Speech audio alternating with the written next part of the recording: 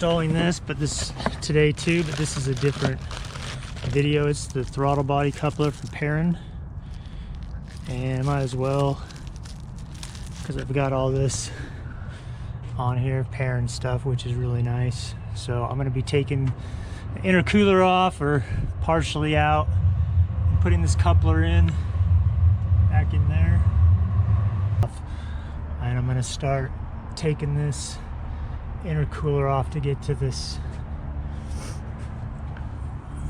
Subaru part here for the throttle body coupler. So I'm going to loosen these clamps. Okay, it says to loosen the right side first and the intercooler the right side. Oh, that didn't feel very tight. And then that one. I think it's that one. Loosen the right side. Okay, I've removed the intercooler from the... You want to pop it off the throttle body side first. Just lift up on the back and you'll feel it start to come out. It's pretty easy. Now would be a good time to do the pitch stop mount too, if you're interested in that. I'm holding off on mine for a little while. I know that the 18s have an upgraded one. I think it's the same one in the STI, so it's a little bit better than the older pitch stops on the 2015. But when you got this out, oh, also, if you notice on here, this side with the aftermarket coupler, the charge pipe, I'm not showing anything in there. It looks perfectly clean.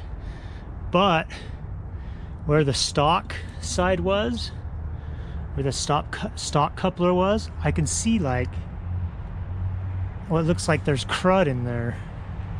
So I don't know if that's how it's manufactured or what that is, but I'm confident that these couplers, this Perrin quality is much higher standard. So this is a no-brainer for me to go ahead and replace this. Had someone in a video said that it's 10 more horsepower, but I highly doubt that.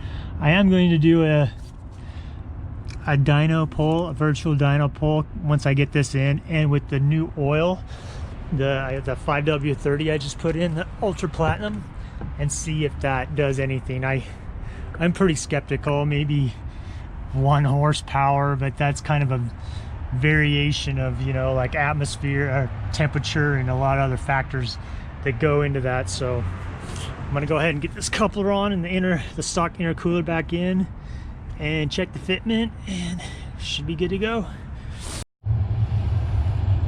Here's the stalker. It actually looks pretty clean in there. I mean, there's something. That's not that bad of a piece, really. I mean, I don't know why it dents down right in there. Maybe if you have... It seems kind of weird. Subaru Flow.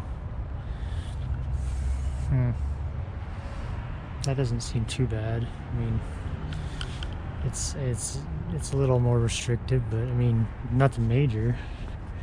That wasn't too bad. I took this hose, unclipped it out of these right here to kind of help me with my hand. I got this side on. It's tight. I think it's straight. I'm pretty sure. This fitment is awesome. Look at it. I don't even have it really even set on there, and it's just perfectly lined up. I mean, pulling this, and I think this charge pipe, the charge pipe helps a little too once I get this on. But yeah, this Perrin, I don't see how you could get any better than these parts, to be honest with you. I probably should have flipped that around, but I can still get it. Oh, with the little extension on this guy, I think shouldn't be too bad. Anyway, I'm almost there.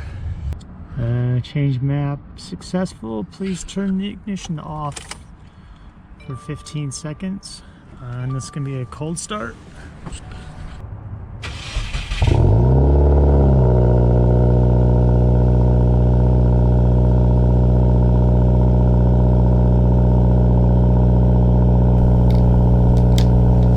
Okay, this is the data log of the throttle body coupler. I showing that it picked up a little bit more torque, 304 versus 300, but a little bit less horsepower.